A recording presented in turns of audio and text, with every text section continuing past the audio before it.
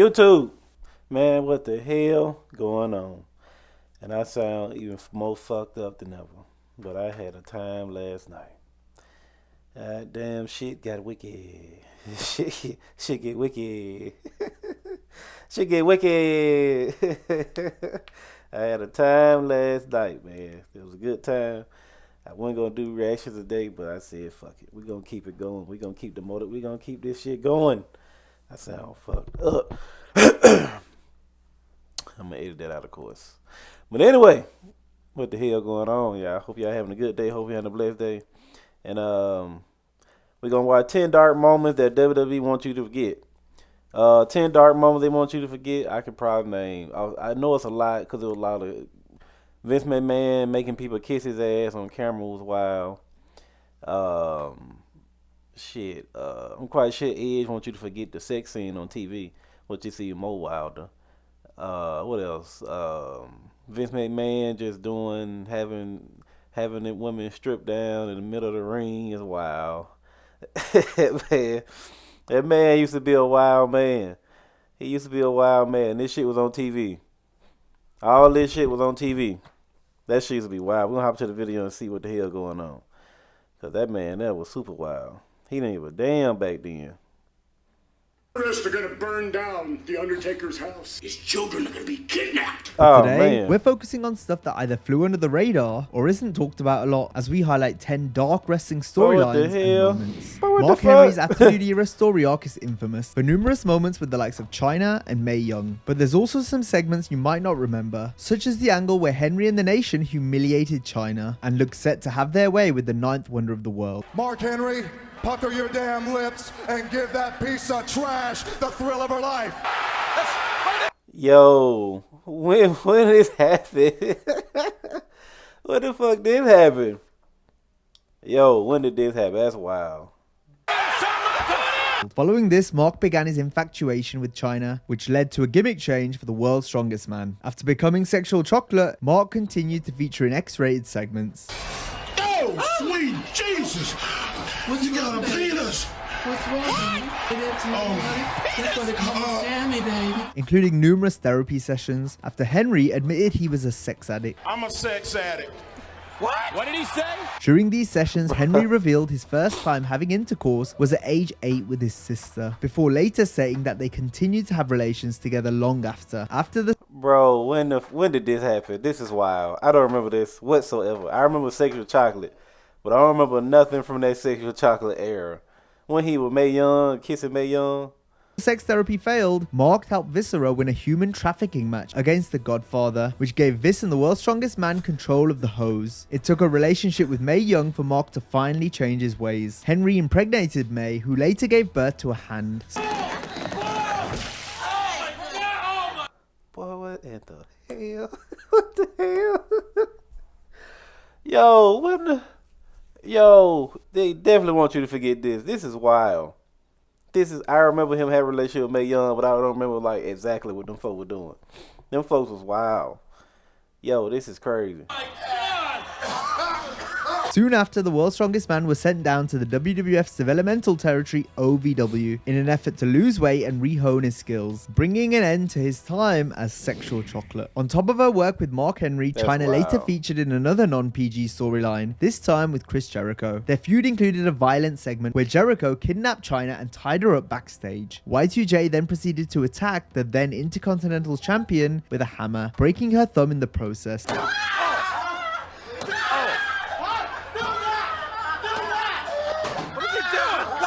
It's rare to see such a torturous angle like this in wrestling, especially since it involves a man assaulting a woman with a deadly weapon. It's the type of segment you'd expect to see. Yo, you're going to jail if they do that shit now. Your ass is going under a prison. You're going under a prison. They do that shit now. Bro, these are some real dark. This is some dark shit. This is seeing a personal blood I remember that. rather than a throwaway mid-card one such as this. Given how much the WWF were pushing the envelope during the Attitude Era, this segment often gets forgotten. Chyna does as well. And Chyna with a hammer. Payback.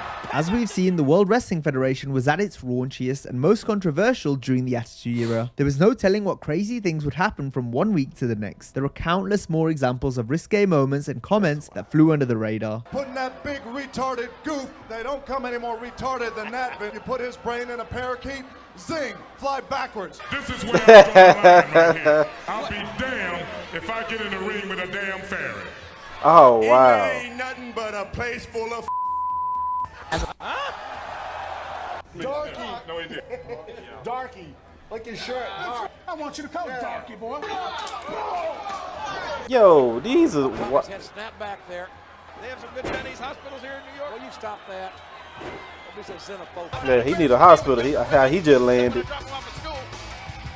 Oh, wow. I ain't going there. Triple H in particular has been involved Man, in y'all heard various that boy moments just that haven't said? I mean, aged that too man well. just said. That man just said some wild shit. Too well. I had Dr. He just said some wild shit. Well, I ain't going there. Shit. Don't be so xenophobic. I'm not embarrassed to be with younger women, except when I drop them off at school. I'm not embarrassed to be with younger women except when I dropped them off at school. Boy, that's a wild. Jared was wild. Besides puppies, he used to say some crazy shit. And that's some crazy shit he just said. I ain't going there. That nigga Triple H in Jared said. particular has been involved in various moments that haven't aged too well. I had Dr. Hung Low. Jim Ross said, I ain't going there. Never mess with the Hung Low. Now you get the father ass out of here. I have a copy of the Pakistani magazine. Even after the Attitude Era had come and gone, the WWF continued to produce I remember that. controversial television, such as when Batista had relations with Melina in December 2005. She looked Melina had crazy. slept with the animal in hopes that doing so meant Dave would no-show the That's planned got a main whole event ass where out. he and Rey Mysterio were set to challenge Eminem for the tag titles. Batista instead thanked Melina for the warm-up and said he was going to destroy Mercury Nitro. We have a deal, right? No deal. Thanks for the warm-up, though. Batista and Rey ended up winning the match to become the new tag champions. Oh yeah, they The was next they week, was they Melina was prepared a writ- yeah they was doing that shit for real, wasn't it? I know they would. I know they would. I remember her, but she coming back. She came back Royal Rumble, and niggas was super excited. Niggas was super excited statement with for her that one returning moment. and spoke about how Batista forced himself on her after she'd rejected his advances. I told Batista to stop. And he did it. Melina announced she was suing the animal for sexual harassment, even though what she described was a more serious charge. Melina enlisted the help of Mark Henry to protect herself from Batista. Dave denied the harassment allegations during a segment where Henry appeared to That's question wild. Batista on what he would have done if Mark had molested him instead. She never said no. She never said stop. What if it was the other side? What if it was me taking advantage of you? The angle What? came to an abrupt end a few weeks later after Batista was forced to relinquish the World Heavyweight title due to a legit injury, thus facing a lengthy spell on the sidelines. Life appeared to imitate art as Batista and Melina began to date in real life. I around figured this time, that. and I it was knew a that. relationship that caused a lot of controversy backstage. I The knew WWF that. previously featured the topic in our last example on an episode of Raw at the end of 1999 when Triple H was Hey, said yo, to have drugged, Stephanie. married, and then Yo, Stephanie was a real G, cause some of the shit she used to do was crazy. They used to talk about that girl breasts all goddamn day. That's all they talked about. Man, these some real dark goddamn times. I don't remember half. I mean, I remember majority, some of it. I didn't remember the sexy chocolate shit. They would put Mark Henry through it. consummated his marriage with Stephanie McMahon, all of which was done against her will. Stephanie was later revealed to have been in cahoots with Triple H, but for a few weeks it was believed the game had performed each of these acts on his own accord. All right, Triple H. Come on, you rapist. Come on out, you rapist. Many fans forget that just weeks before Hunter Oh, married Stephanie, shit. DX appeared to kidnap Steph backstage and subsequently have their way with her.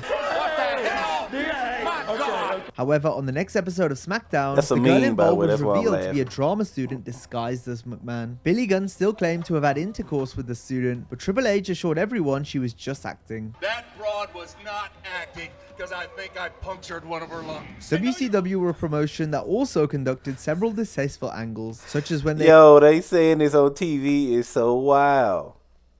Them saying, and they talking about kids back in the day, but we were fucked up. We was fucked up. exploited Scott Hall's alcoholism in 1998 in a storyline that has been widely buried by fans. Whose life has fallen apart. Oh, look, wait, whoa.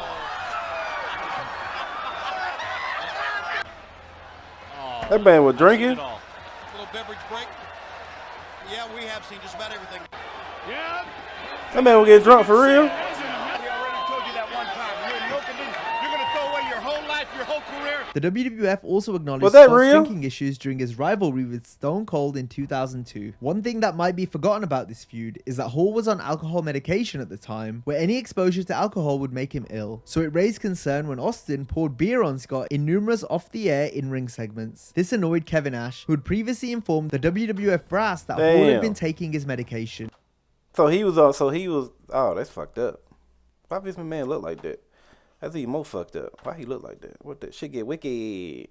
I'm gonna start saying, I don't know why I say that. That shit is funny.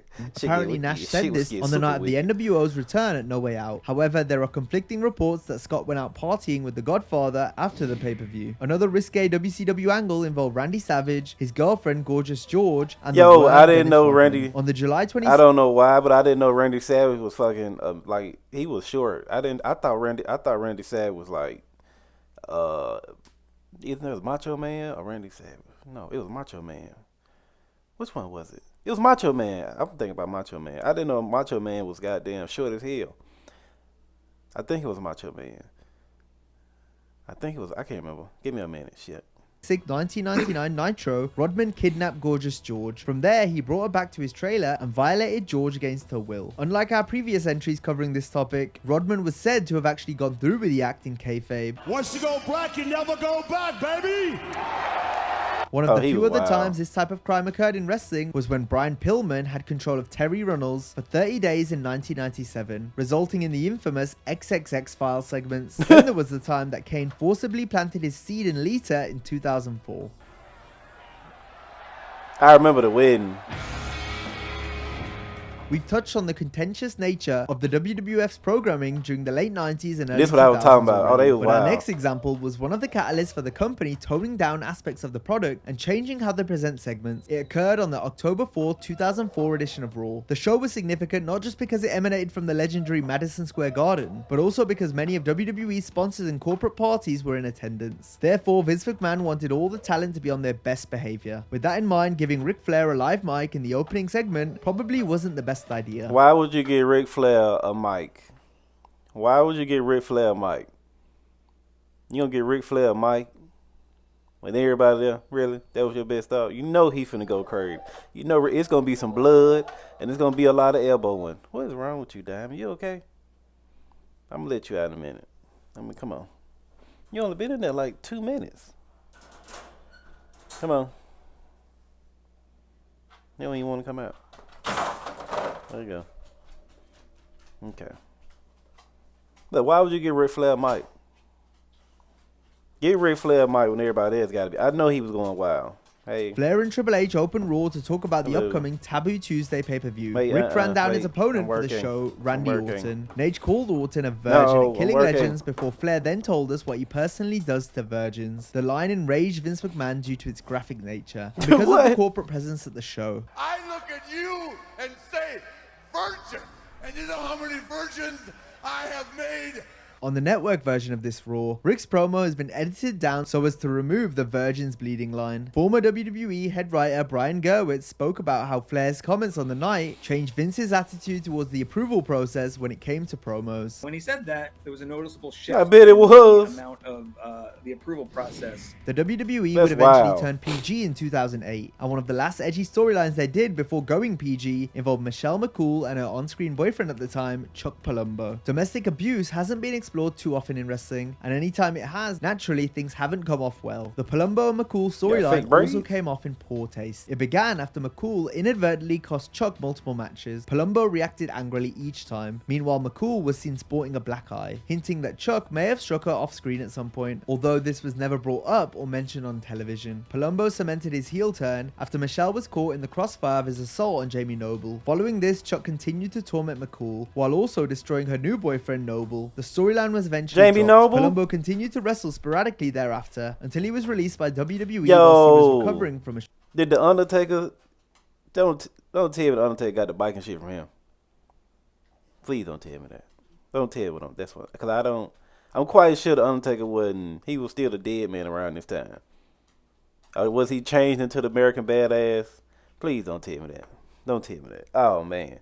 American Bad is great, but did it come from this? Did it come from this?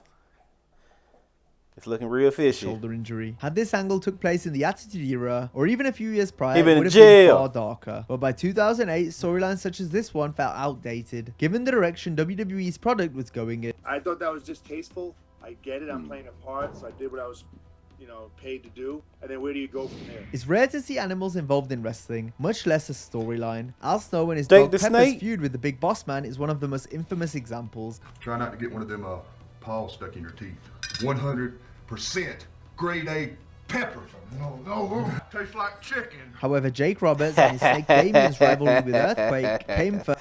Hey, every time you taste something, so you taste something, everybody say it tastes like chicken, alligator, anything, rabbit, anything you taste out the ordinary. Oh, it's chicken. Ain't no chicken. It does taste like chicken. I ain't gonna lie. Person was It just does. as grim given what took place. After their match, Earthquake tied Roberts up in the ropes, forcing Jake to watch his snake Damien being attacked. Obviously, there was no The snake, in no the bag. venom. It was actually pantyhose stuffed with 60 pounds of hamburger meat. Speaking of burgers, the next month, Earthquake appeared on an episode of Primetime Wrestling where he fed Vince McMahon, Bobby Heenan, and Lord Alfred Hayes. After giving each man a few bites, Earthquake revealed they had just been eating the remains of Damien. Now, if you enjoyed this video, be sure to check.